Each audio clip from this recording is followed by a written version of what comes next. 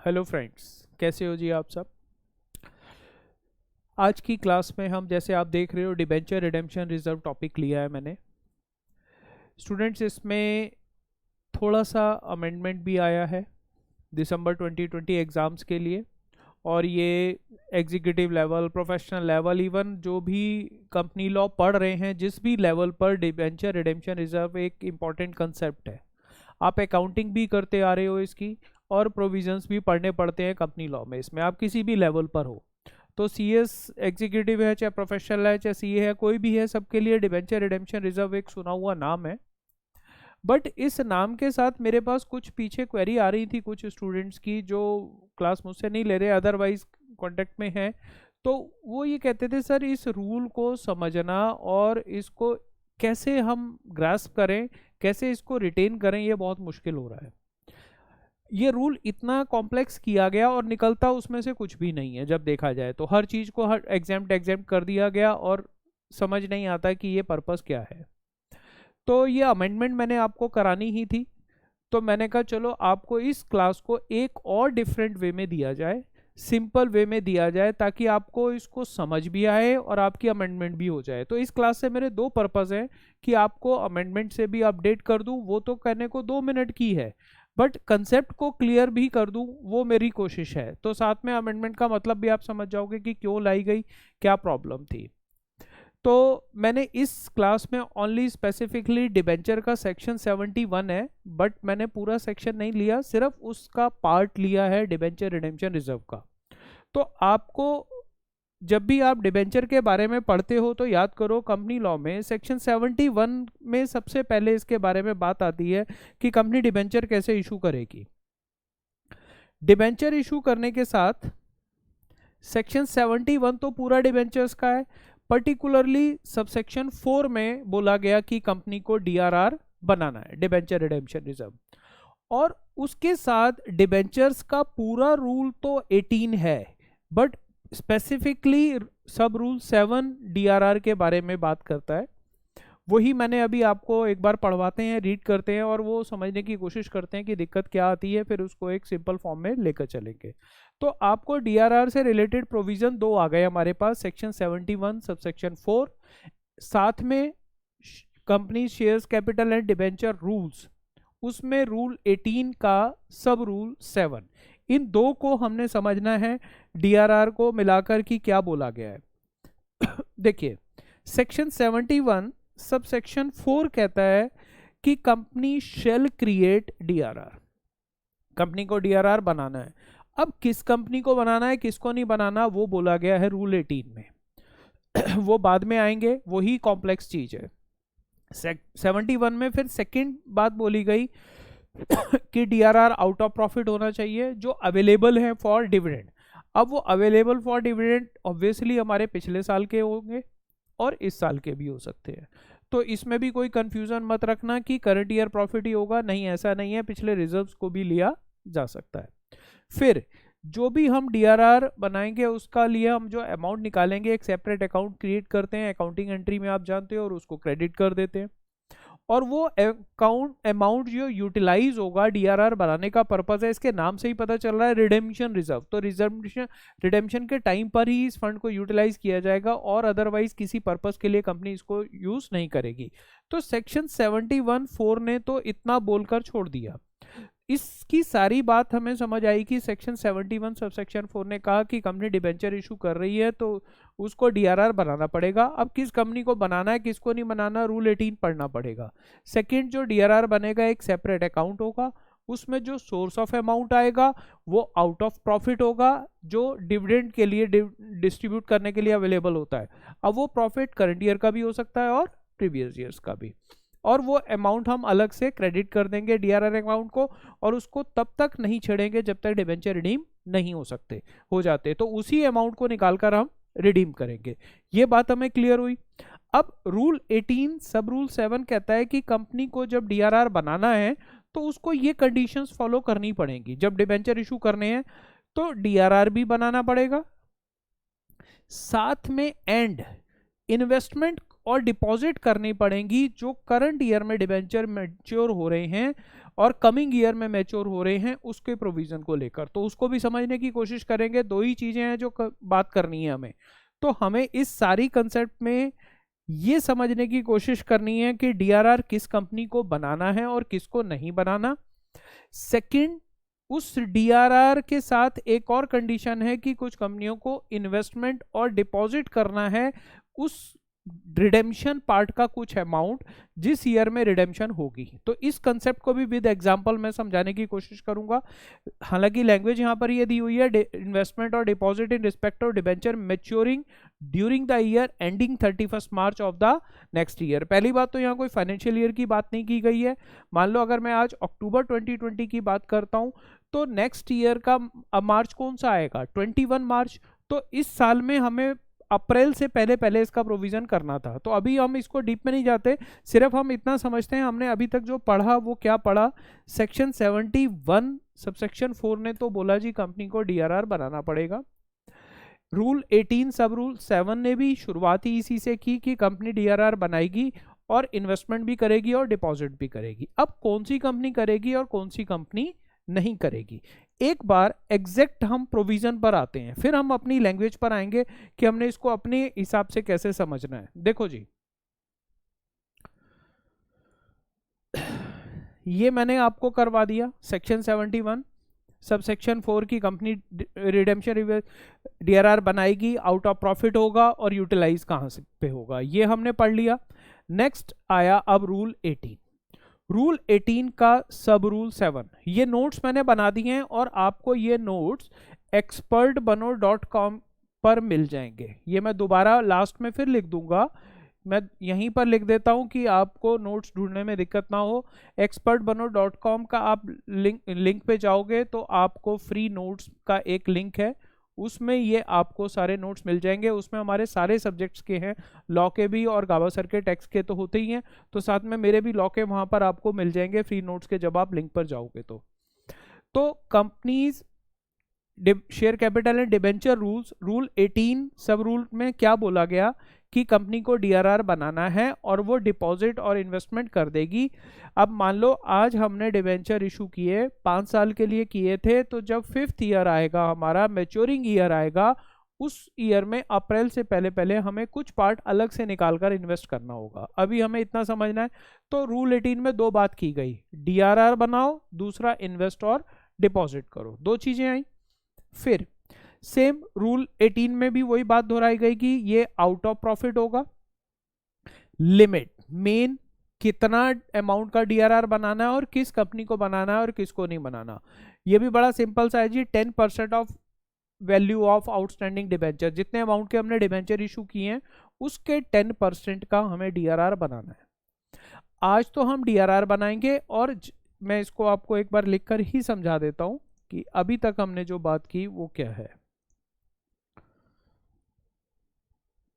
Suppose हमारी आई विद्या limited company है, for example ये कंपनी है।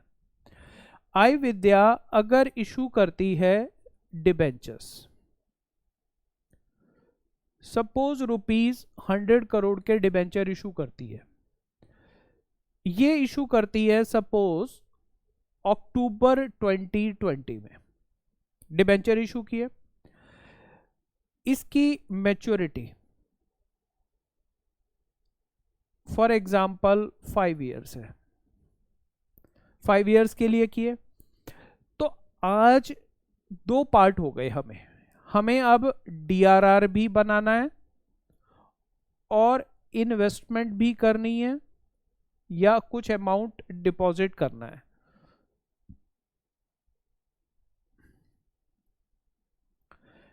तो जो डीआरआर बनेगा सेकंड इन्वेस्टमेंट एंड डिपॉजिट होगी। डीआरआर किसका बनेगा, of value of outstanding debenture, जितने अमाउंट के, तो वो हमने कितने के किए, ₹100। ये कितना बनेगा, 10%। मैं पहले से ही आपको बता रहा हूं, तो मतलब कंसेप्ट को समझना है कि हमने अगर आज आई विद्या लिमिटेड ने 100 करोड़ के डिबेंचर इशू किए, तो उसको सबसे पहले क्या करना है, जिस साल में इशू किए उसी टाइम उसको इमीडिएटली इसका 10% मतलब 10 करोड़ अमाउंट अलग से एक डीआरआर अकाउंट क्रिएट करना पड़ेगा और उसमें डाल देंगे। डिबेंचर तो उधार है, हमने लिया है, अब उसको हमने प्रॉफिट में से, जो पुराने प्रॉफिट में से वो निकाला और हमने रिजर्व रख दिया, और ये हम कब निकालेंगे? रिडेम्पशन के टाइम पर। अब ये रिडेम्पशन हमारी कब है? 5 इयर्स बाद, आफ्टर 5 इयर्स। अब ये इन्वेस्टमेंट कब करनी है हमें? ये पहली बात तो 15% करनी है। किसका? Of value of debenture maturing, ये आया था। बट वो कहता है किस साल में? जिस साल में रिडीम होने हैं। अब मैं कहूं कि इनकी रिडेम्पशन है after 5 years. For example 5 years यहां से हो जाएंगे 21, 22, 23, 24, 25 ईयर अक्टूबर 2025 में। तो हमें इसके लिए कब प्रोविजन करना पड़ेगा? अक्टूबर 2025 में जो प्रोविजन करना है तो नेक्स्ट ईयर आएगा हमारा। तो हमें ये सोचना है इसके बारे में अप्रैल 2025 में, और कब तक? जो अगले मार्च तक हो रहे। ये एग्जाम्पल तो दूंगा, अभी आप ये समझ लो कि हमें इसके बारे में कब सोचना है। मैं अभी समझाने जा रहा हूं दो चीजों को। हमें प्रोविजन बनाना है, फर्स्ट डीआरआर, सेकंड इन्वेस्टमेंट और डिपॉजिट। तो ये जो फर्स्ट कंप्लायंस है कितनी है? 10% की है, और वो तो हमें इमीडिएटली कर देनी है। कौन से ईयर में कर देनी है हमें? जिस ईयर में हमने इशू किया इमीडिएटली। और ये जो 15% वाली कंप्लायंस है ये हमारी कब होनी है? जिस साल में मैच्योर होने हैं। विद एग्जांपल आगे चलेंगे अभी। तो अभी आप दो समझो कि अभी तक सेक्शन 71 ने आगे ट्रांसफर किया मामला रूल 18 के पास। रूल 18 ने कहा कि कंपनी डीआरआर भी बनवाएगी और इन्वेस्टमेंट और डिपॉजिट पर करेगी। डीआरआर तो अभी बना दो टोटल वैल्यू का, और उस टाइम जितने आप डिबेंचर रिडीम करोगे उसका 15%। मैं कहूं कि मैच्योरिटी, अगर यहां पर मैं एक और प्रोविजन डाल दूं कि सारी मैच्योरिटी ना होकर आधी मैच्योरिटी कर रहे हैं हम, आधी बाद में कर रहे हैं। सपोज 50% डिबेंचर हम रिडीम कर रहे हैं 5 इयर्स में, और 50% हम करते हैं सपोज 5 इयर्स में 50% कर रहे हैं, और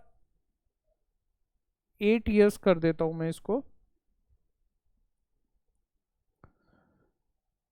5th ईयर और 8th ईयर, इसमें 50% कर रहे हैं। तो 50 करोड़ 50 करोड़। तो यहां पर आप 15% आप किसका निकालोगे 5th ईयर में? 50 करोड़ का 15%। और ऐसे ही जब 8th ईयर आएगा तो 2028 में फिर किसका करोगे? 50 करोड़, 15% ऑफ 50 करोड़ का। यहां तक बात समझ आई जी अभी? और अब इसकी डेट वाइज एग्जांपल लेंगे लास्ट में। तो मैंने अभी तक ये समझा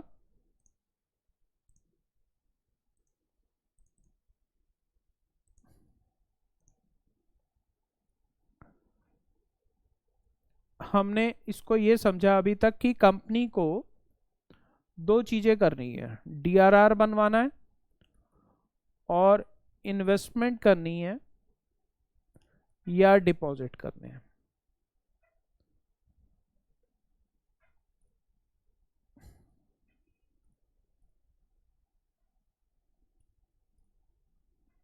दो चीजें आई। डीआरआर तो बनेगा at the time of issue, और ये बनेगा at time of maturity. Maturity में कब होगा? Before 1 year. मैं एक सिंपल सा अभी माइंड में इतना लेके चलो। ये डीआरआर किसका बनेगा? 10% ऑफ टोटल वैल्यू, और ये 15% किसका होगा? Amount of maturity. अगर हम सारे डिबेंचर मैच्योर कर रहे हैं तो सारे का 15%, जितना कर रहे हैं उसका 15%। दो चीजें क्लियर हुई जी आपको? तो ये दोनों को हमें लेकर चलना है। तो अब हमें देखना है कि पहले तो ये किसको बनाना है। ये डीआरआर सारी कंपनियों को नहीं बनाना, कुछ एग्जेम्पशंस है और मोस्टली एग्जेम्पशंस ही हैं। और इन्वेस्टमेंट्स में कुछ अलग कंपनियां भी आ जाती हैं कि कुछ कंपनियों को डीआरआर एग्जेम्प्ट है बट इन्वेस्टमेंट करनी है, तो एक बार रूल को पढ़ लेते हैं, फिर अपनी भाषा में इसको फिर दोबारा से समझने की कोशिश करेंगे। यहां तक क्लियर हुआ जी हमें? अब हम आए लिमिट्स पर। यही सारा गड़बड़ है। ये गड़बड़ ने ही सब प्रॉब्लम क्रिएट कर रखी है कि इसको समझें कैसे। देखो, ये सब रूल 7 की क्लॉज बी है। ये बी क्लॉज थोड़ी सी लंबी है। बी क्लॉज में बोला गया कि कितने लिमिट तक बनाना है, वो मैंने 10% आपको पहले ही बता दिया, जो लास्ट में पता चलेगा हमें। अब आया कि किस किस को बनाना है। सब क्लॉज 1 वो कहती है इस कंपनी को नहीं बनाना। किसको नहीं बनाना? All India financial institution.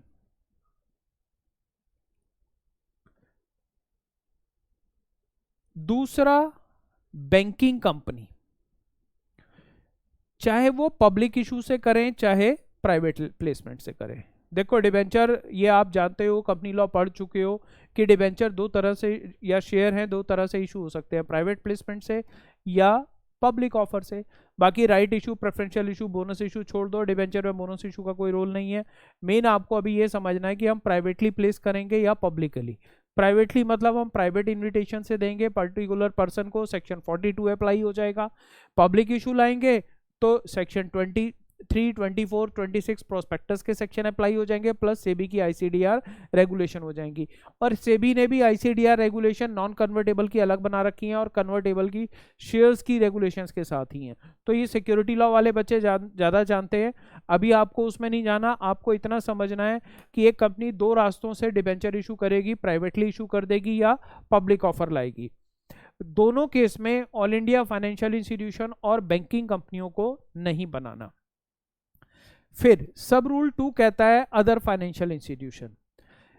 Other financial institution क्या है? सेक्शन 272 कंपनी एक्ट में फाइनेंशियल इंस्टीट्यूशन दे रखी है, आईडीएफसी, आईएफसीआई, एलआईसी, ये है। उनके ऊपर प्रोविजन एप्लीकेबल होंगे जो नॉन बैंकिंग फाइनेंस कंपनी है। अब जी नॉन बैंकिंग फाइनेंस कंपनी कौन सी होती हैं? पब्लिक फाइनेंशियल इंस्टीट्यूशंस कौन सी होती हैं? अब यहाँ पर ये झगड़ा शुरू हो जाएगा। तो हाउसिंग फाइनेंस कंपनी का भी नाम आ रहा है, इसीलिए मैंने इसको एक डिफरेंट वे में समझाने की कोशिश की है आपको, कि आप एक बार स्लाइड से समझो कि वहाँ पर ये क्या बोला जा रहा है। ये फाइनेंशियल इंस्टीट्यूशन का बार बार नाम आ रहा है, तो ये फाइनेंशियल इंस्टीट्यूशन, अदर कंपनी, इतना लंबा रूल, इसी रूल को देखकर बच्चे घबरा जाते हैं कि सर ये है क्या, समझ ही नहीं आता। तो एक बार ऐसा करते हैं अब कि यहाँ से चलते हैं हम अपनी भाषा में इसको, अपनी लैंग्वेज में कैसे समझे। देखो जी, कंपनियां दो तरह की होती हैं। यहाँ पर फाइनेंशियल सेक्टर ली गई हैं और अदर ली गई हैं इस रूल में। तो मैं इनको दो पार्ट में कर देता हूँ। फाइनेंशियल सेक्टर कंपनी कौन सी हो गई? जो फाइनेंशियल एक्टिविटीज कर रही हैं, लोन ले रही हैं, लोन दे रही हैं। अदर कंपनियां कौन सी हो गई? कोई मैन्युफैक्चरिंग कर रही हैं, कोई ट्रेडिंग कर रही हैं, सर्विस प्रोवाइडर है। अब मैं कहूँ कि LIC, IFCI, ICICI, axis, state bank, Bajaj finance, ये आपने नाम सुने हैं, मुथूट फाइनेंस, ये सारे नाम किससे रिलेट कर रहे हैं? लोन लेना और लोन देना। और अगर मैं कहूं कि अब आप इनको कंपनियों को क्या बोलोगे? LIC, Muthoot finance, state bank of India, ICICI bank, IFCI, IDBI, ये नाम आपने कॉमनली सुने हैं। तो अगर हम इनकी बात करें तो आप इनको किन सेक्टर में डालोगे? फाइनेंशियल सेक्टर की कंपनियां लोन ले रही हैं या दे रही हैं, डिपॉजिट्स ले रही हैं, दे रही हैं। सेकंड कैटेगरी कौन सी हो गई? मारुति कार बना रही है, तो वो क्या फाइनेंशियल सेक्टर की कंपनी है? अदर सेक्टर की हो गई। रिलायंस ऑयल का बिजनेस कर रही है, रिटेल का काम कर रही है, मोबाइल का काम कर रही है, वो फाइनेंशियल सेक्टर की कंपनी नहीं है, लोन का लेना देना नहीं कर रही। ऐसे ही आप Tata motor, Tata steel, ITC, Wipro, TCS, Infosys, इन सारी कंपनियों को अलग कर दो। तो मैंने पहले दो पार्ट कर दिए इसके, फाइनेंशियल सेक्टर कंपनीज और अदर कंपनीज। तो फाइनेंशियल सेक्टर कंपनीज के फिर पार्ट डिवाइड हो गए। तो पहला पार्ट है ऑल इंडिया फाइनेंशियल इंस्टीट्यूशन। ये मैं आपको इसलिए भी करा रहा हूं कि सेटिंग अप में भी इसका काम आता है। इकोनॉमिक लॉ ECL में फीमा के साथ भी आता है, NBFC का अलग से चैप्टर है, आप सुनते हो, सेटिंग अप में भी अलग से है। तो यहाँ से आपको इनकी और क्लैरिटी भी हो जाएगी कि फाइनेंशियल सेक्टर को किस तरह से हमारी इकोनॉमी में डिवाइड किया गया है। सबसे पहली दी गई है all India financial institutions. All India financial institutions क्या है जी? जो नेशनल लेवल पर काम कर रही हैं, रेगुलेट आरबीआई ही कर रहा है। अब आप देखते हो कि जो रिलायंस, इन्फोसिस, टीसीएस, विप्रो हैं, उन पे कंपनी एक्ट एप्लीकेबल है, सेबी एक्ट एप्लीकेबल है, आरबीआई के अंडर नहीं आती एक्सेप्ट वो इंपोर्ट एक्सपोर्ट करें तो फेमा आएगा, अदरवाइज उनका आरबीआई से कोई लेना देना नहीं है। बट अगर मैं कहूँ state bank of India, LIC, IFCI, ये सब फाइनेंशियल सेक्टर में, तो इनका रेगुलेटर कौन आ जाता है? आरबीआई। इसीलिए इस रूल में इन कंपनियों को अलग कर दिया गया है, क्योंकि इनके ऊपर आरबीआई के प्रोविजंस चल रहे हैं, बाकी सेक्टर पर आरबीआई के प्रोविजंस नहीं चलते ज्यादा। तो जी ऑल इंडिया फाइनेंशियल इंस्टीट्यूशन हमें समझ आई कौन सी हुई, जिनको आरबीआई रेगुलेट कर रहा है। आईएफसीआई आपने नाम सुना है, export import bank, EXIM bank बोलते हैं हम इनको। LIC, IDBI, NABARD, national agriculture board, ये अलग से फाइनेंसिंग करता है। सेकंड कैटेगरी अब हमारी आई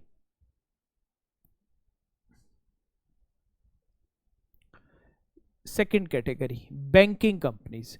अब आप देखो इनमें जितने भी नाम हैं ये बैंक नहीं है। ऑल इंडिया फाइनेंशियल इंस्टीट्यूशंस नाम दिया गया है। आप एलआईसी का नाम सुनो, क्या एलआईसी बैंक है? इंश्योरेंस प्रोवाइड कर रहा है, फाइनेंस प्रोवाइड कर रहा है। बैंकिंग कंपनी का मतलब है जो सेविंग अकाउंट, करंट अकाउंट खोल रही है, एफडी अकाउंट खोल रही है, लोन्स दे रही है, क्रेडिट कार्ड इशू कर रही है। आपने पहली कैटेगरी की कंपनियां देखी, वो ये काम नहीं कर रही, ओनली फाइनेंसिंग कर रही है नेशनल लेवल पर। दूसरे आए बैंक, इनको तो मुझे ज़्यादा समझाने की जरूरत ही नहीं है, रेगुलेटर आरबीआई है, और ये प्राइवेट और पब्लिक सेक्टर में दो तरह से बैंक डिवाइड हो जाते हैं। स्टेट बैंक गवर्नमेंट सेक्टर में चला जाता है, PNB government sector, bank of Baroda, UCO, ये आपने बैंक सुने, और आईसीसी बैंक प्राइवेट सेक्टर का सबसे बड़ा बैंक है, एक्सिस बैंक, एचडीएफसी बैंक, ये सब के सब कवर्ड हो जाते हैं बैंकिंग कंपनीज में। थर्ड पार्ट आता है नॉन बैंकिंग, जो बैंक नहीं है बट फाइनेंशियल एक्टिविटी कर रही हैं। सबसे कॉमन नाम मैंने सबसे ऊपर रखा है मुथूट फाइनेंस, जो आपने सुना है नाम, एड देखते हो, क्या करता है? गोल्ड लेकर जाओ और लोन दे रहा है हमें। बजाज फाइनेंस, हम अपने टीवी, फ्रिज, छोटे छोटे कार, ये बजाज फाइनेंस कर रहा है। Mobile finance, escort finance, LNT finance, Shri Ram finance, ये आपने नाम सुने होंगे। ये सारे नाम, टाटा कैपिटल, ये सारे नाम किस में आ गए? Non banking companies. मतलब फाइनेंशियल सेक्टर के अपने हम तीन पार्ट पढ़ लिए, पहले all India financial institution, second banking companies, third non banking finance company, bank नहीं है बट फाइनेंस कर रहे हैं। थर्ड कैटेगरी में क्या है? ये भी कोई बैंक अकाउंट नहीं खोल रहे, सेविंग अकाउंट, एफडी अकाउंट नहीं खोल रहे। इसके ऊपर ही आपने पूरा चैप्टर पढ़ा हुआ है, जिन्होंने अभी सेकंड मॉड्यूल नहीं किया तो वहां पर पढ़ोगे। नॉन बैंकिंग फाइनेंस कंपनी में पूरा चैप्टर है। फर्स्ट मॉड्यूल में सेटिंग अप में भी फाइनेंशियल सेक्टर कंपनियों में चैप्टर में एनबीएफसी को डाला गया है, और इसमें भी चेंजेस आए हैं। इसकी भी मैं क्लास लेकर आऊंगा। एनबीएफसी कंप्लीटली चेंज्ड है, तो आपको ये ईसीएल में भी मिलेगा और अदरवाइज भी। हाउसिंग फाइनेंस कंपनियां, देखो अब नाम से ही पता चल रहा है housing finance company house finance कर रही है, घरों, होम लोन दे रही है, सिंपल। एलआईसी हाउसिंग फाइनेंस, सबसे बड़ी कंपनी आपने नाम सुना होगा। पीएनबी हाउसिंग, दीवान हाउसिंग, हालांकि अब डूब गई, फ्रॉड हुआ था। इंडिया बुल हाउसिंग, ये भी बहुत ज़्यादा नुकसानों में गई है, फ्रॉड में इन्वॉल्व थे दीवान हाउसिंग के साथ। तो ये सारी कंपनियां हाउसिंग फाइनेंस सेक्टर में आ जाती हैं। उसके बाद फाइनेंशियल इंस्टीट्यूशन, जो कंपनी लॉ में आपने टाइप्स ऑफ कंपनी की डेफिनेशन में भी कहीं पढ़ा होगा, सेक्शन 2 क्लॉज 72 में दिया गया है। फाइनेंशियल इंस्टीट्यूशंस जो एलआईसी, आईडीबीआई, आईएफसीआई या गवर्नमेंट की नोटिफाइड सेलेक्टेड लिस्ट है। तो ये 5 तरह की कंपनियों को इसमें बोला गया है, जो रूल में नाम आएगा। मैंने रूल को पढ़ाना बीच में छोड़ दिया, और क्यों आ गया? ताकि वहां पर जो नाम आ रहे हैं पहले आप इनके मतलब समझो। मतलब मैंने क्या किया, फाइनेंशियल सेक्टर को 5 पार्ट में डिवाइड कर दिया। पहला ऑल इंडिया फाइनेंशियल इंस्टीट्यूशंस, जो नेशनल लेवल पर सिर्फ फाइनेंशियल एक्टिविटी कर रही हैं। दूसरा बैंकिंग कंपनी, जो हमारे बैंक्स हैं। तीसरा एनबीएफसी, जो हमें छोटे छोटे लोन देती हैं। फोर्थ फाइनेंशियल इंस्टीट्यूशन, जो कंपनी लॉ में अलग से स्पेसिफाइड है। Last housing finance company. Housing finance company को नेशनल हाउसिंग बोर्ड रेगुलेट करता है, इसका रेगुलेटर अलग है, बाकी सबका आरबीआई है। और यहाँ पर इनकी स्पेसिफिक अलग अलग है, कंपनी लॉ भी एप्लीकेबल होता है और आरबीआई तो इनके ऊपर है ही है। अब हाउसिंग फाइनेंस कर रहा है, तो ये अलग अलग कैटेगरी की कंपनियां आ गई। तो अब हम रूल को जब पढ़ेंगे तो पहले हमें इनके मतलब समझ आने चाहिए, तो हमें और ज़्यादा रिटेन होना शुरू हो जाएगा। इन पांचों कैटेगरी का नाम इस रूल में आया है। All India financial institution, bank, banking companies, NBFCs, fourth housing finance company, fifth financial institution. 5 याद हो गए जी, 5 फाइनेंशियल सेक्टर की कंपनियां आई। बाकी जो बचा वो सारा क्या है, नॉन फाइनेंशियल। तो उनको इस रूल में अदर कंपनीज बोल दिया गया है। अदर कंपनीज का मतलब क्या है, Reliance, Infosys, TCS, Wipro, Tata motor, Maruti, Tata steel, steel authority, ITC, जितनी कंपनियां आप सुनते हो लिस्टेड अनलिस्टेड, ये सब अदर सेक्टर में चली गई, जो फाइनेंशियल एक्टिविटीज नहीं कर रही। तो इस रूल को 2 पार्ट में डिवाइड कर दिया गया। अब मैंने क्या किया, इस रूल को फिर आगे इसी रूल 18 में इन सारी चीजों को मिलाकर 3 कैटेगरीज की बात आती है बार बार। जब हम इस रूल में पढ़ेंगे ना, तो इस रूल में ये और ये 3 पार्ट में डिवाइडेड हैं। Number 1, number 2, number 3। इस पूरे रूल में आप ये 3 बातें सुनोगे। हमने पहले तो फाइनेंशियल सेक्टर को समझ लिया, अब फाइनेंशियल सेक्टर के भी इन्होंने 2 पार्ट कर दिए हैं। ये 2 तो अलग भाई हो गए, ये 3 बहनें अलग हो गई। तो ये 5 लोगों का परिवार, इसके 2 डिवीजन कर दिए गए हैं इस रूल में। फाइनेंशियल सेक्टर के 5 बहन भाई लाए गए, उस 5 में से 2 तो कर दिए गए AIFI, मतलब ऑल इंडिया फाइनेंशियल इंस्टीट्यूशन, और बैंक। इनको तो कंप्लीटली हर चीज से ही छूट दे दी गई। सिंपल पहला स्टेप माइंड में डाल दो, ना इनको DRR बनाना है, ना इन्वेस्टमेंट करनी है। क्यों? क्योंकि ये अपने RBI के CRR, SLR उन नॉर्म्स को ऑलरेडी फॉलो कर रहे हैं। तो ये जो करें, कंपनी लॉ कहता है, ROC कहता है, सेबी कहती है मुझे कुछ नहीं करना, तुम जाओ, तुम्हारा RBI जो कहता है वो करो, हम तुम्हारे ऊपर नहीं आएंगे। क्लियर हुआ जी बात यहां पर? क्योंकि ऑलरेडी ये रेगुलेटेड है। तो हमने इन 5 फाइनेंशियल सेक्टर्स के आगे 2 पार्ट कर दिए हैं। ये बंटवारा हो गया। ये 5 भाई बहन थे, इनमें से 2 अलग हो गए और ये 3 अलग हो गए। आओ आगे, जो इस रूल में बात की गई है। क्लियर हुआ जी यहां तक? अब तो ये फर्स्ट हुआ हमारा नंबर 1, ये हुआ हमारा नंबर 2। तीसरे कौन आ गए? थर्ड कैटेगरी हमारी कौन सी आ गई? अदर्स। अदर्स अब आप समझ चुके हो, बाकी सारी कंपनियों का नाम क्या बोल दिया गया इस रूल में? अदर्स। 3 पार्ट हुए। अब डिपेंड करेगा ये लिस्टेड हैं या अनलिस्टेड है। रूल में लैंग्वेज शुरू यही हो रही है, लिस्टेड हैं या अनलिस्टेड। लिस्टेड का मतलब पहले पब्लिक इशू लाए थे, स्टॉक मार्केट में शेयर्स डील हो रहे हैं, या किसी और तरीके से आए थे, स्टॉक मार्केट में डील हो रहे हैं, लिस्टेड है कंपनी। दूसरी अनलिस्टेड। अनलिस्टेड का मतलब है, मैं कहूं आई विद्या लिमिटेड, तो अभी पब्लिक इशू नहीं लाई, तो वो किस कैटेगरी में आ गई? अनलिस्टेड। हल्दीराम, फ्लिपकार्ट, ये सब अनलिस्टेड कंपनी है, अनलिस्टेड कैटेगरी की कंपनी है। अब अगर फ्लिपकार्ट, हल्दीराम कोई भी सिक्योरिटीज इशू करते हैं, कंपनियां हैं, ये शेयर्स डिबेंचर तो इशू कर रही हैं, बट अगर ये शेयर्स डिबेंचर इशू कर रही हैं तो ये प्राइवेटली प्लेस करेंगी या पब्लिक इशू लेकर आएंगी। तो पब्लिक इशू लेकर आएंगी तो IPO आएगा, उसको भी यहां पर अभी डाउट में छोड़ा गया है रूल में। अभी मैं आगे कराऊंगा। अभी हमने क्या समझा, हमने अपनी इकोनॉमी में, इस रूल में इकोनॉमी के 2 पार्ट कर दिए इस रूल के हिसाब से, financial sector, non financial. Financial sector के 5 भाई बहन दे दिए, 5 में 2 भाई अलग हो गए, all India financial institution, banking. बाकी 3 NBFC, housing finance company, financial institution, वो बहनें अलग कर दी। 2 भाई 3 बहन अलग हो गए। अब रह गई बाकी सारा खानदान। बाकी सारा खानदान किस में डाल दिया इन्होंने? अदर्स में। क्लियर हुआ जी? अब इसमें इन लोगों को हर चीज से छूट दे दी गई, कंप्लीटली फ्री। ना DRR बनाओगे, ना आप कोई इन्वेस्टमेंट करोगे, फ्री, बट रूल में डाल दिया गया। कोई बात नहीं जी, अभी देखते हैं। देखो अब हमने क्या पढ़ा था, पहला पार्ट पढ़ा था, अब शायद रूल पढ़ने में और इजी हो जाएगा। देखो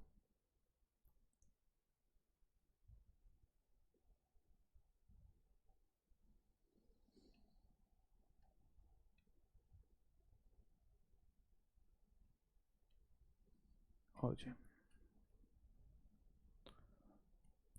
दोबारा हटा देता हूं ये सारा। देखो अब आते हैं ये लिमिट्स की बात करते हैं। लिमिट्स में आया कि नंबर 1 DRR नहीं चाहिए, किसको? AI, FI और किसको? बैंक्स को। क्लियर हुआ? इनको चाहे ये पब्लिक इशू से करें चाहे प्राइवेट से करें, दोनों से इनको, चाहे लिस्टेड है चाहे अनलिस्टेड है, अनलिस्टेड तो होते नहीं, मोस्टली लिस्टेड है, बट अगर लिस्टेड अनलिस्टेड दोनों है तो भी किसी भी तरीके से करें, यू आर फ्री। पहली बात क्लियर हुई। सेकंड क्लॉज क्या बोलती है? सब क्लॉज वो कहता है अब अदर फाइनेंशियल इंस्टीट्यूशन जो कंपनी लॉ के सेक्शन 2 सबसेक्शन क्लॉज 72 में थे, उनके ऊपर सेम एप्लीकेबल होगा जो इस रूल में एनबीएफसी के लिए बोला गया है। मतलब इन रूल्स में जो एनबीएफसी के लिए नॉर्म्स हैं वही बाकी सारे इंस्टीट्यूशंस के लिए। क्लियर हुआ जी? इसीलिए मैंने इनको 3 कैटेगरी में डाल दिया, हाउसिंग फाइनेंस, एनबीएफसी और अदर्स। फिर सब क्लॉज 3 कहती है, अब आ गई लिस्टेड और अनलिस्टेड, जो हमने बात समझी थी। देखो हमने क्या समझा था? 3 कैटेगरी आई। पहली कैटेगरी AIFI बैंक्स, इनको कंप्लीटली छूट मिल गई। अब कौन बचे? ये, इनको भी क्या बोला गया? एनबीएफसी वाले प्रोविजन होंगे। तो ये 3 और बाकी रिलायंस इन्फोसिस, TCS, विप्रो। अब डिपेंड करेगा ये लिस्टेड है या अनलिस्टेड है। अब हम आगे जो पढ़ने जा रहे हैं वो लिस्टेड और अनलिस्टेड के हिसाब से। अगर लिस्टेड है other than all India financial institution और बैंक, इनको DRR नहीं बनाना। सारी ना की बात है, लास्ट में एक लाइन में बोला गया कि इसको बनाना है। समझ नहीं आया क्या किया? उसका रीजन ये है क्योंकि इनके ऊपर RBI ऑलरेडी बैठा है, RBI की स्ट्रिक्टनेस ऑलरेडी है। CRR, SLR आप सुनते हो, इनको वहां वो कंप्लाई करने पड़ते हैं। जो भी ये डिपॉजिट ले रहे हैं या कुछ फंड इनको अलग से रिजर्व्स में रखने पड़ते हैं, तो ये वहां पर ऑलरेडी अगर डिबेंचर इशू करेंगे तो जो इनका सोर्स ऑफ फंड है वो सारा वो देखता है। और आप देखते हो कंपनी लॉ का section 1 applicability of companies act, section 1 में क्या बोला जाता है? Banking company under banking regulation act RBI के अंडर है, तो उनके ऊपर कंपनी एक्ट तो एप्लीकेबल है, बट उनका बैंकिंग एक्ट प्रिवेल करेगा। अगर किसी प्रोविजन में कंफ्लिक्ट आ जाता है तो बैंकिंग रेगुलेशन एक्ट प्रिवेल करता है, RBI प्रिवेल करता है, ना कि company act. But company act applicable होता है इन पर, इसीलिए कि जब सेक्शन 1 कहता है कि कंपनी एक्ट बैंकिंग कंपनी पर एप्लीकेबल है, फाइनेंशियल इंस्टीट्यूशन पर एप्लीकेबल है, तो जब DRR की बात आएगी तो कंपनी एक्ट ने अपने आप को साइड कर लिया। नहीं जी, आप जाओ, हम आपको DRR की बात नहीं कर रहे, आप डिबेंचर इशू करो, क्योंकि आपको पैसा लेकर ही तो आगे लोन देना है। फाइनेंशियल सेक्टर की कंपनी क्या करती है? लोन ले रही है और लोन दे रही है। अब इस सिचुएशन में कंपनी लॉ कहता है कि जब आपके पिताजी RBI बैठे हैं और आपके ऊपर स्ट्रिक्ट नॉर्म्स ऑलरेडी हैं, और RBI की स्ट्रिक्टनेस भी उतनी ज्यादा उन पर होती चली जाती है, बैंकों पर और AIFI पर, तो आप उन्हीं को फॉलो करो, हमारे को फॉलो करने की जरूरत नहीं है। इसलिए रूल में स्पेसिफिकली इनको हटाया गया, क्योंकि है तो ये कंपनी एक्ट एप्लीकेबल है। State bank of India, ICICI bank का सब लिस्टेड कंपनियां हैं ये, तो इनको DRR नहीं बनाना। अभी हम DRR की बात कर रहे हैं, इन्वेस्टमेंट और डिपॉजिट की बात नहीं कर रहे। फिर इस क्लॉज के 2 पार्ट किए गए हैं, A and B, sub clause 3 में।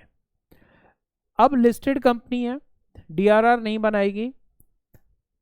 बाकी कौन बचे? हम बैंक और AIF अलग कर दिए। अब बात आई NBFC, हाउसिंग फाइनेंस कंपनी, ये क्या करेंगे? और NBFC में इंक्लूड कौन हो गए? Other financial institutions. अगर ये पब्लिक इशू ला रहे हैं तो इनको भी DRR नहीं बनाना फॉलोइंग केसेस में। उसके बाद अदर लिस्टेड कंपनियों को भी DRR नहीं बनाना। मतलब अभी तक पता चला कि अगर लिस्टेड कंपनी पब्लिक इशू ला रही है, लिस्टेड कंपनी के पब्लिक इशू का मतलब क्या होगा? FPO आएगा या IPO आएगा? सोचो, जल्दी से सोचो, क्या सोचा था? IPO या FPO? FPO, further public offer. और लिस्टेड कंपनी IPO वैसे तो शेयर्स की बारे में बात की जाती है, तो मैं IPO FPO को भी नहीं लाता, अभी छोड़ दो। आप सिर्फ ये समझो लिस्टेड कंपनी डिबेंचर का पब्लिक इशू ला रही है, तो मान लो रिलायंस डिबेंचर का पब्लिक इशू लाती है, exempted. Muthoot finance listed company है, बजाज फाइनेंस लिस्टेड कंपनी है, escort finance, L&T finance, Shri Ram transport finance, ये सब लिस्टेड कंपनियां हैं। अगर ये डिबेंचर इशू करती हैं पब्लिकली, कोई DRR नहीं बनाना। आगे, अगर प्राइवेटली प्लेस करा इन्होंने तो क्या होगा जी? तो भी एग्जेम्पशन है, क्योंकि यहां से लैंग्वेज देखो क्या है, सब क्लॉज 3 में क्या बोला गया है, क्लॉज 3 में कि इनको पब्लिक इशू के केस में भी नहीं बनाना और प्राइवेट केस में भी, जो ऊपर A और B में बोली गई है। क्लियर हुआ जी? ये अभी स्लाइड से और बेटर समझ आएगा। फिर आया अनलिस्टेड कंपनी। आई थिंक अब मैं इसको जल्दी से कराकर आपको स्लाइड पर आऊं ताकि आप और जल्दी ग्रैस्प कर पाओ इसको कैसे करना है। अब अगर अनलिस्टेड है, वही NBFC, देखो AIFI बैंक, 3 कैटेगरी आ गई। दूसरी कौन सी आ गई? NBFC housing finance company. तीसरी कौन सी आ गई? अदर। इनको तो हमने बिल्कुल छोड़ दिया। अब ये अगर अनलिस्टेड है तो भी इनको नहीं बनाना। अगर ये प्राइवेट प्लेसमेंट कर रहे हैं और अनलिस्टेड है तो वो पब्लिक इशू तो लाएगा नहीं। जो भी डिवेंचर इशू कर रहा है किस तरह से कर रहा है? प्राइवेट प्लेसमेंट से। इसके अलावा अदर कंपनीज को 10% करना पड़ेगा। मतलब आई विद्या अनलिस्टेड है, अगर डिवेंचर इशू करेगी तो प्राइवेट प्लेसमेंट से करेगी, उसको करना पड़ेगा। अब इस सारी बात को अपनी भाषा में कैसे समझें हम, मुद्दा यहां है।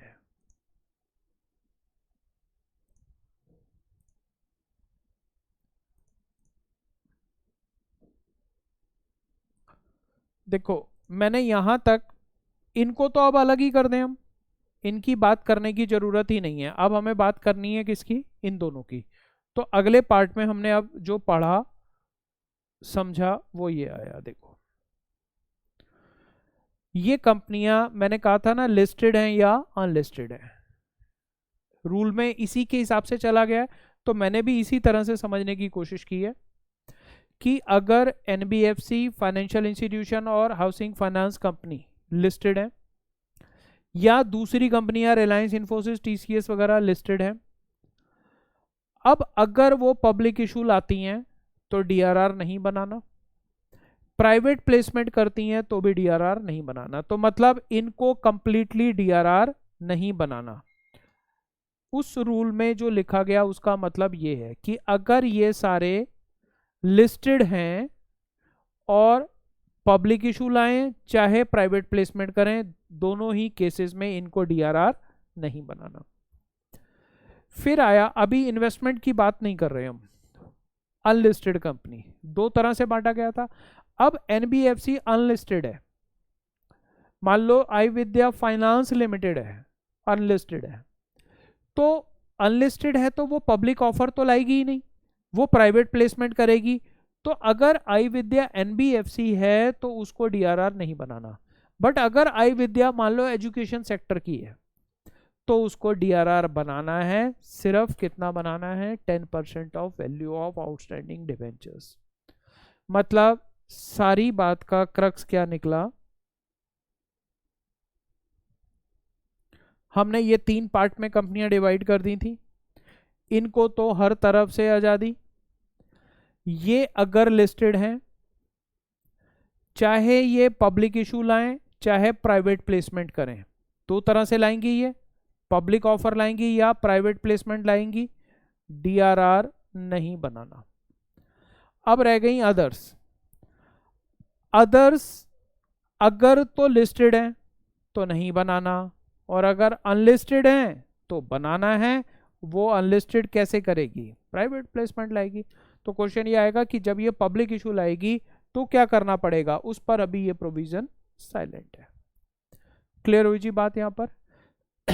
हमने इसको अब सारी राम कहानी का मतलब क्या निकला? सिर्फ DRR किसको बनाना है? अनलिस्टेड कंपनी क्या कर रही है? अगर प्राइवेट प्लेसमेंट कर रही है तो बनाना है, बाकी कुछ नहीं करना। इसको एक और वे में आपको मैं समझाता हूं।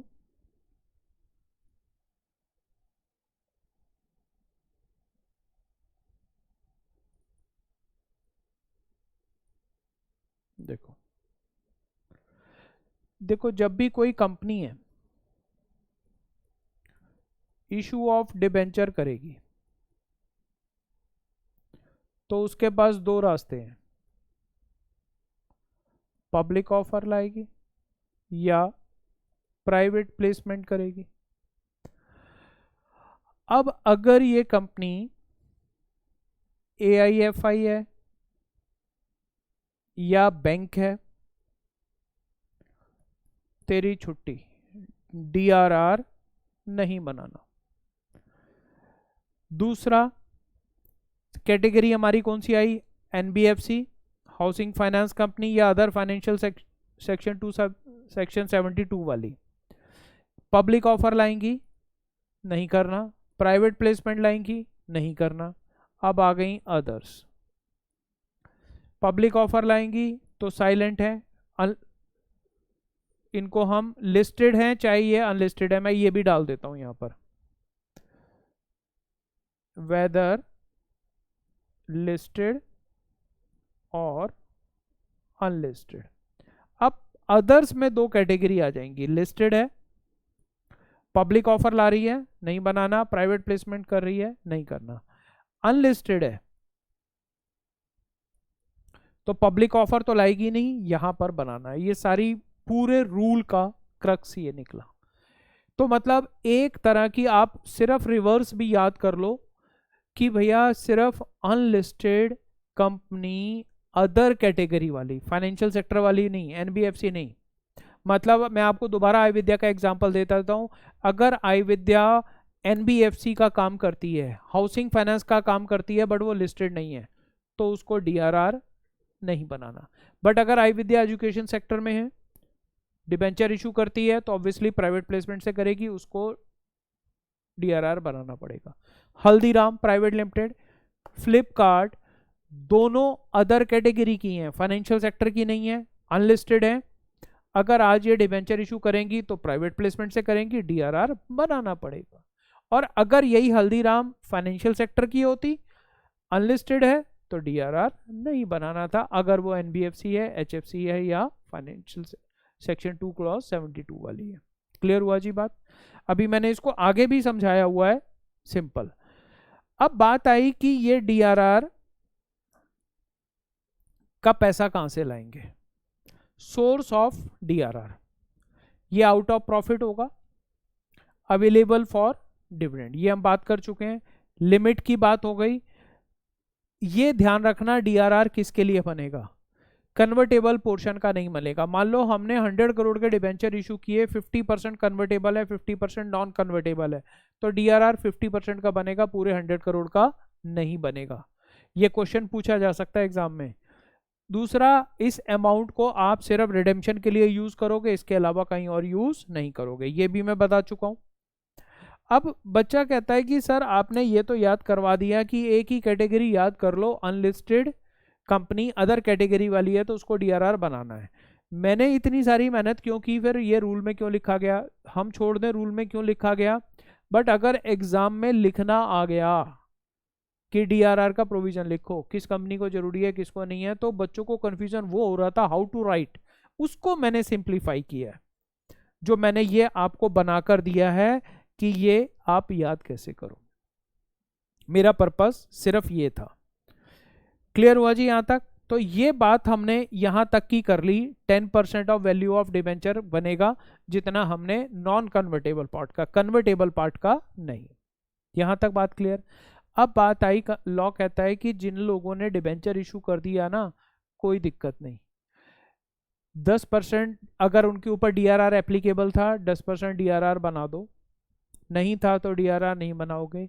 बट कुछ कंपनियों को ये बोला गया कि जब मैच्योरिटी का टाइम आएगा ना, उससे तकरीबन 1 साल पहले आप 15% पैसा, जितना अमाउंट आपका मैच्योरिटी का है, उसको आप अलग से इन्वेस्ट कर दोगे, किसी बैंक में FD करा दो, गवर्नमेंट की सिक्योरिटीज खरीद लो, या किसी इंडियन ट्रस्ट एक्ट की सिक्योरिटीज या बॉन्ड खरीद लो। 4 जगह बोली गई है, वो पैसा अलग कर दो, मतलब उसको यूटिलाइज करना बंद कर दो ताकि रिडेम्पशन के टाइम पर दिक्कत ना आए।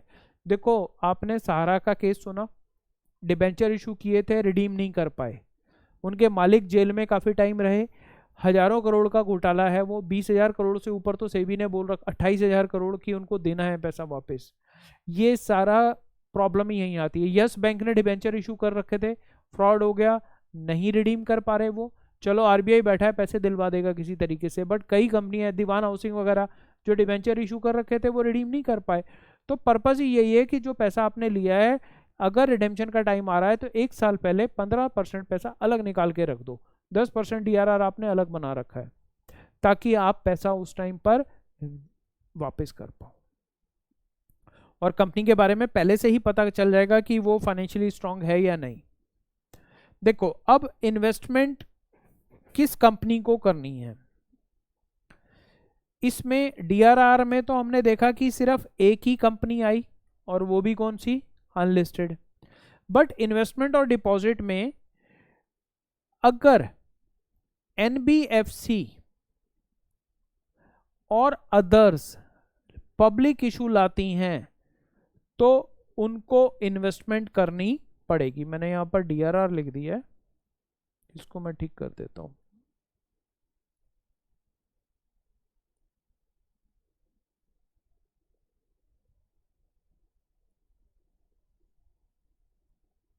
या डिपॉजिट करना पड़ेगा, ये करेक्ट कर लेना। क्लियर हुआ जी बात? मतलब इन कंपनियों को डीआरआर से तो छूट मिली हुई थी, बट अगर ये पब्लिक इशू ला रहे हैं तो उनको ये करना पड़ेगा, ये ऐड है।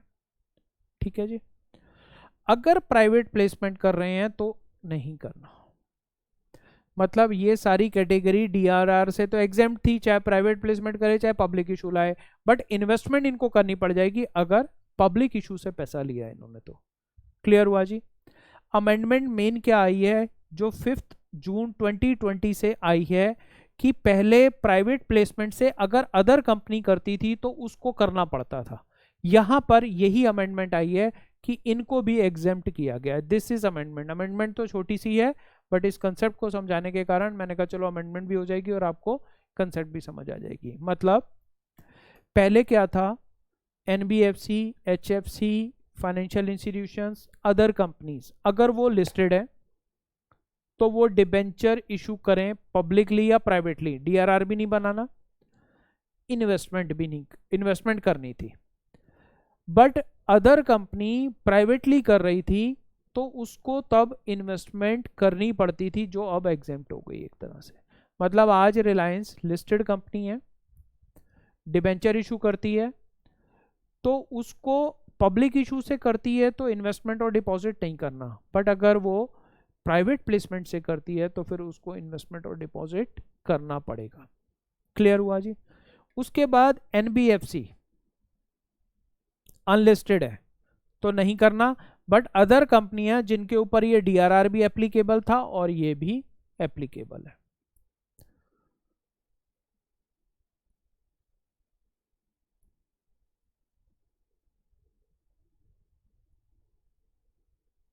मतलब अब क्या समझे हम सारी बात का, दोबारा से इसको समझ लें एक बार। इन्वेस्टमेंट और डिपॉजिट, डीआरआर, दो चीजें हम लेकर चले थे। इनको तो हर तरफ से मजे ही मजे हैं, कुछ भी करें, लिस्टेड हैं चाहे अनलिस्टेड हैं, चाहे इशू कर रहे हैं प्राइवेटली या पब्लिकली, कुछ नहीं करना, तो इनको तो हटा ही दो। अब आई ये 3 बहनें, एनबीएफसी, एचएफसी, फाइनेंशियल इंस्टीट्यूशन, ये लिस्टेड हैं चाहे अनलिस्टेड हैं, पब्लिक ऑफर से हैं चाहे प्राइवेट से, डीआरआर नहीं बनाना बट इन्वेस्टमेंट करनी पड़ेगी। मैंने एक और फॉर्म में आपको दिया है, जो समझ आए वो नोट कर लेना, पॉज करके आराम से नोट करते रहना। क्या बात समझ आई कि एनबीएफसी, हाउसिंग फाइनेंस कंपनी और फाइनेंशियल इंस्टीट्यूशंस अगर वो पब्लिक इशू से डिवेंचर इशू करते हैं तो उनको इन्वेस्टमेंट और डिपॉजिट मैच्योरिटी के टाइम पर करना पड़ेगा। और जो अदर कंपनीज हैं, लिस्टेड हैं चाहे अनलिस्टेड हैं, करना पड़ेगा, बट अनलिस्टेड कंपनी को प्राइवेट प्लेसमेंट के टाइम पर भी करना पड़ेगा। क्लियर हुआ जी? ये आप मैंने एक और तरह से दे दी है।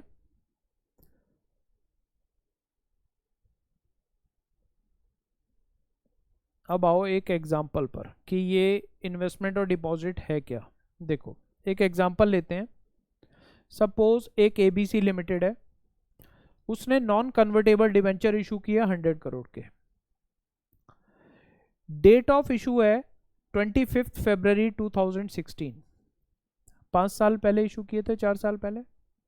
रिडेम्पशन है 25 फरवरी 2021 को। 25 फरवरी थोड़ा सा सीएस स्टूडेंट के लिए एक ग्रेट डे होता है, अवेटेड डे होता है, तो मैं यह याद दिलाता रहता हूँ अपनी क्लास में।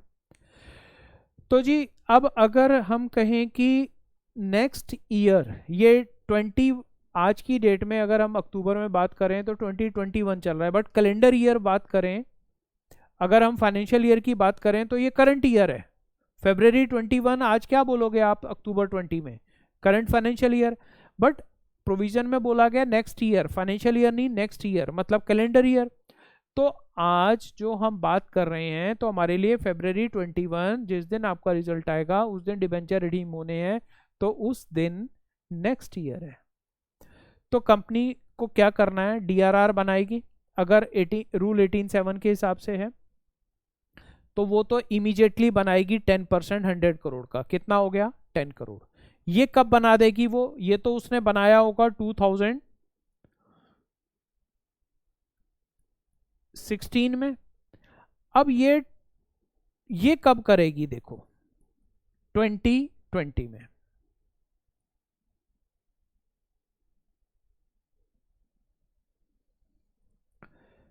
30 अप्रैल 2020 में, क्योंकि उसके मैच्योर कब होने हैं?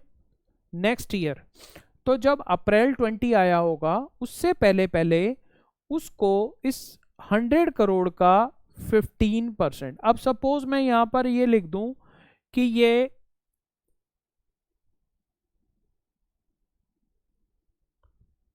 50% थी रिडेम्पशन। 50% मतलब कितनी आई? 50 करोड़। तो डीआरआर तो पूरे पे बनेगा। अब ये कितने पे बनेगा? 50 करोड़ का 15%। उतना अमाउंट आप 30 अप्रैल, मतलब आपके फरवरी 21 में रिडीम होने हैं, बट अप्रैल 2020 में ही आप इसका 15% 7.5 करोड़ आप इन्वेस्ट कर दोगे। इन्वेस्ट कहां पर करोगे जी? 4 जगहों पर। ये 4 जगह कौन सी हैं?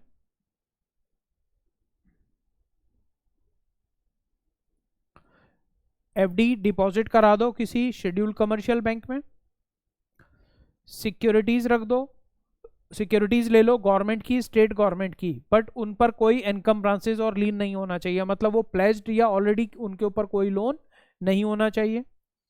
सिक्योरिटीज किसी इंडियन ट्रस्ट एक्ट की जो नोटिफाइड होती हैं सेक्शन 20 में, इंडियन ट्रस्ट एक्ट की गवर्नमेंट नोटिफाई करती है, जैसे इंडियन पोर्ट ट्रस्ट, कई गवर्नमेंट के नोटिफाइड ट्रस्ट हैं, आपने सुना भी होगा पोर्ट ट्रस्ट ऑफ इंडिया।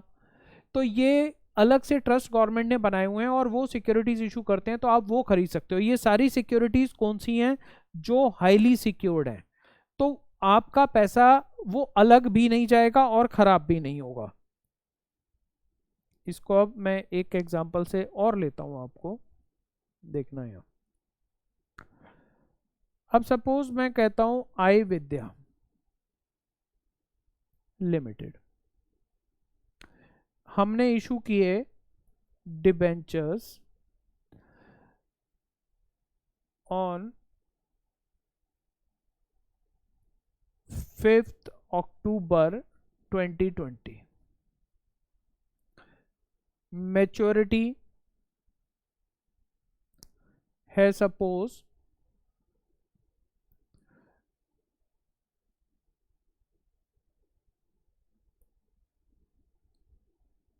50%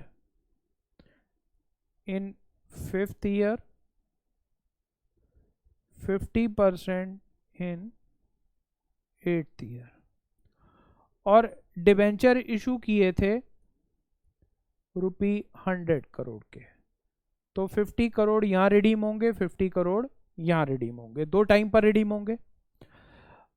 अब हमें क्या करना है, सबसे पहले हम आई विद्या लिमिटेड, सपोज ये अनलिस्टेड कंपनी है और किस कैटेगरी की है, रूल 18 के हिसाब से अदर कंपनी की कैटेगरी में आएगी, है एजुकेशन सेक्टर में है मान लो। तो आई विद्या लिमिटेड को इमीडिएटली आफ्टर इशू 5 अक्टूबर 2020 के बाद इमीडिएटली क्या करना है, डीआरआर बनाना है। वो 10% किसका होगा, ऑफ 100 करोड़। तो 10 करोड़ का हम डीआरआर बना देंगे, अलग से आउट ऑफ प्रॉफिट पैसा रख देंगे। ये बात क्लियर हुई। उसके बाद हमें क्या करना है, डिबेंचर रिडीम कब हो रहे हैं हमारे, पहला 5th ईयर में। अब सपोज 5th ईयर था ये हमारा 4 अक्टूबर 2025, यहां पर रिडीम होंगे। तो हमें क्या करना है, बिफोर 30th अप्रैल 2025 हमें ये पैसा इन्वेस्ट करना है या डिपॉजिट करना है।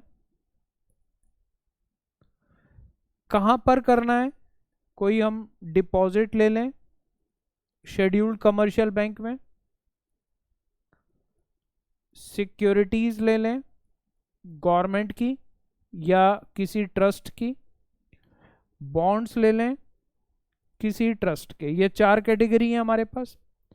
अब कितने रुपए की लेनी है हमें, हमें लेनी है 15% ऑफ अमाउंट ऑफ मैच्योरिटी। अब कितनी मैच्योरिटी है हमारी, 50 करोड़। अब मैं इसका 15% निकालूं तो कितना आया, 7.5 करोड़। इतना अमाउंट मैं क्या करूंगा, अक्टूबर में रिडीम होने हैं, बट अप्रैल से पहले पहले मुझे ये अलग से पैसा निकालकर या तो मैं बैंक में रख दूं या सिक्योरिटीज खरीद लूं गवर्नमेंट की नोटिफाइड या ट्रस्ट की नोटिफाइड या बॉन्ड खरीद लूं ट्रस्ट के। ये मुझे अलग से निकाल के रख देना पैसा, और ये इससे कम नहीं होना चाहिए, इससे ज्यादा मैं कर सकता हूं। तो 15% और 10%। अब ये नहीं कि डीआरआर में 15% बनाना चाहूं तो नहीं बना सकता, लॉ में कहीं ऐसा नहीं लिखा, बोला गया एटलीस्ट 10%। तो 10% मिनिमम, ज्यादा मैं बना सकता हूं। इन्वेस्टमेंट मिनिमम 15%, इससे ज्यादा मैं कर सकता हूं। मेरे पास सरप्लस पैसा पड़ा, मैं अलग से निकाल दूं। यहां पर लगाने से क्या होगा, मुझे इंटरेस्ट आता रहेगा, तो जो डिबेंचर होल्डर को इंटरेस्ट जाना है, मेरा नुकसान नहीं होगा। फिर मैं क्या करूंगा 8th ईयर पर, दूसरा मैं क्या करूंगा,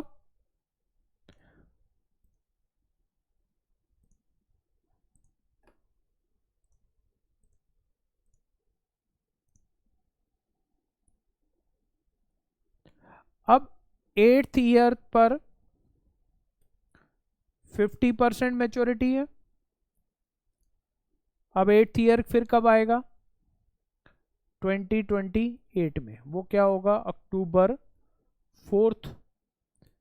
तो मेरे को अप्रैल 2028 से पहले पहले 15% ऑफ 50 करोड़ दोबारा से करना पड़ेगा। ये है। तो मतलब कोई भी कंपनी डिबेंचर इशू कर रही है, डीआरआर एप्लीकेबल है, तो डीआरआर बनाएगी इशू के टाइम पर, और इन्वेस्टर डिपॉजिट करना है वो उसको करना है जब मैच्योरिटी आएगी। अब आपको मैं एक और एग्जांपल अगर दे दूं, अगर मैं कहूं कि डेट ऑफ मैच्योरिटी February 2025 है, मैं दूसरा एग्जांपल ले रहा हूं, तो भी आपकी इन्वेस्टमेंट कब करोगे आप, अप्रैल 2024। जो लैंग्वेज है ना, debenture maturing next year, next year कौन सा आ गया हमारा, ये बिफोर 31 मार्च, ये भी दिया हुआ है। तो नेक्स्ट ईयर का हमारा कैलेंडर ईयर कौन सा है, 2024 में मैं करूंगा, बट मेरे लिए नेक्स्ट ईयर ये 25 माना जाएगा। हालांकि फाइनेंशियल ईयर में ये दोनों सेम फाइनेंशियल ईयर के हैं, बट ईयर देखूं तो मैं दोनों डिफरेंट है। तो एग्जाम में कोई ऐसा क्वेश्चन अभी तक तो नहीं आया, बट डेट पर भी क्वेश्चन आ सकता है। तो मैंने आपको उस तरह से भी प्रिपेयर कर दिया है कि अब आप कोई भी सिचुएशन को हैंडल कर सको, चाहे इससे थ्योरी आ जाए चाहे इससे प्रैक्टिकल आ जाए, दोनों आप इसको अच्छी तरह से देख पाओ। तो ये अब आप पॉज करके नोट कर लोगे जब करना होगा। अब मैं सारी बात का क्रक्स करूं एक और तरीके से, देखो अब आपको जो तरीका ठीक लगेगा वो आप नोट कर लेना।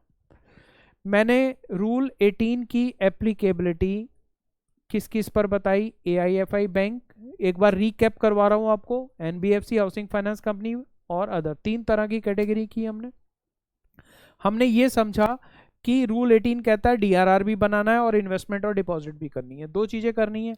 तो पहले हमने समझा DRR किसको बनाना है, इनको तो लिस्टेड और अनलिस्टेड कुछ भी हो दोनों ही केसेस में नहीं बनाना। फिर आए NBFC housing finance company, financial institutions, ये अगर लिस्टेड हैं चाहे अनलिस्टेड हैं, हर केस में इनको नहीं बनाना। मैं अभी एक लाइन नीचे खींच देता हूं, हम बात कर रहे हैं ऊपर की अभी DRR की, यहां तक भी बात क्लियर हुई। अब रह गया ये अदर कैटेगरी। अदर कैटेगरी वाली अगर लिस्टेड हैं तो इनको नहीं बनाना, सिर्फ किसको बनाना है, अनलिस्टेड को, और वो भी कब करेगा, वो जब प्राइवेट प्लेसमेंट करना। ये तो हमें DRR का समझ आया, मतलब हमें ये समझ आया DRR में सिर्फ अदर कैटेगरी की अनलिस्टेड कंपनी को DRR क्रिएट करना है। अभी आप ये याद कर लो, बाकियों को नहीं करना। फिर आई बात इन्वेस्टमेंट की, तो जिस कैटेगरी को DRR बनाना था उसको तो इन्वेस्टमेंट करनी ही करनी है, बट इसके अलावा 2 कैटेगरी को और खींच लिया गया कि तुम्हें DRR बनाना पड़ेगा। किसको, इन्वेस्टमेंट करनी पड़ेगी, किसको, देखो इन लोगों को अगर ये पब्लिक इशू लेकर आ रहे हैं, पब्लिक इशू से DRR नहीं बनाना बट इन्वेस्टमेंट करनी पड़ेगी NBFC को भी और अदर कंपनीज को भी। अगर वो पब्लिक इशू से ला रहे हैं तो उनको इन्वेस्टमेंट करनी पड़ेगी, इन्वेस्टमेंट करनी पड़ेगी। क्लियर हुई जी बात, मतलब तीनों तरह की कैटेगरी की कंपनियां DRR बनाने के लिए सिर्फ unlisted other company private placement करे तो DRR बनाना है। इन्वेस्टमेंट्स के केस में अदर कंपनी अनलिस्टेड है तो उसको इन्वेस्टमेंट करनी है मैच्योरिटी के टाइम पर, बट NBFC और अदर कंपनीज अगर लिस्टेड हैं और वो पब्लिक इशू से डिबेंचर लेती हैं तो उनको DRR तो नहीं बनाना बट इन्वेस्टमेंट करनी पड़ेगी। तो DRR के लिए 1 कैटेगरी कंपलसरी हुई, इन्वेस्टमेंट के लिए 3 कैटेगरी कंपलसरी हो गई कि इन्वेस्टमेंट इन 3 कैटेगरी को करना है। तो मैं इसको अगर इस तरह से सम अप करूं,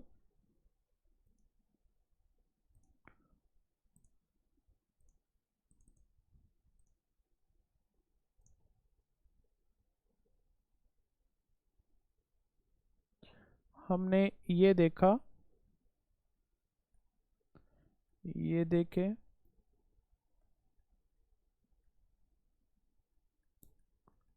या अदर्स, ये कैटेगरी थी। DRR इन सब में अगर लिस्टेड है नहीं बनाना,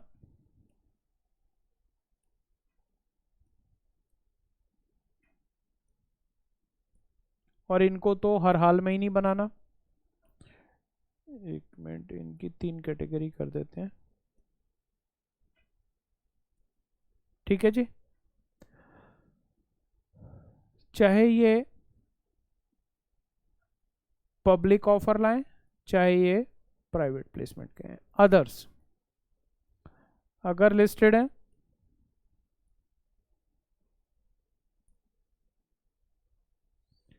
चाहे पब्लिक ऑफर लाएं चाहे प्राइवेट प्लेसमेंट करें, इनको डीआरआर नहीं बनाना।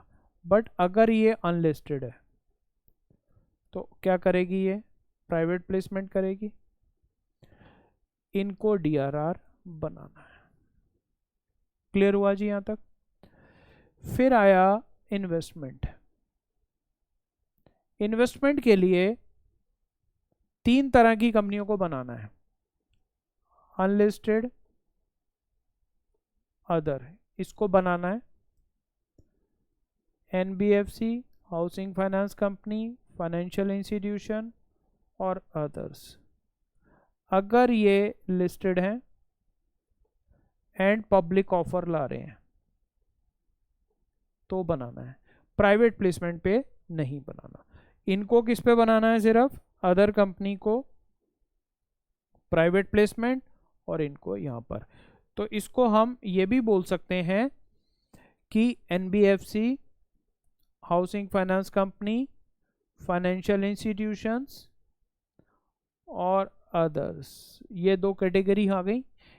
इनको डीआरआर नहीं बनाना अगर ये लिस्टेड है, बट इन्वेस्ट करना है अगर लिस्टेड है और पब्लिक ऑफर ला रहे हैं।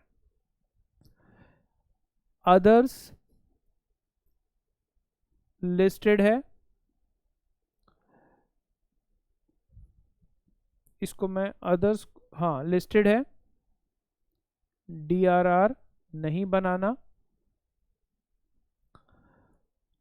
अनलिस्टेड है तो डीआरआर बनाना है।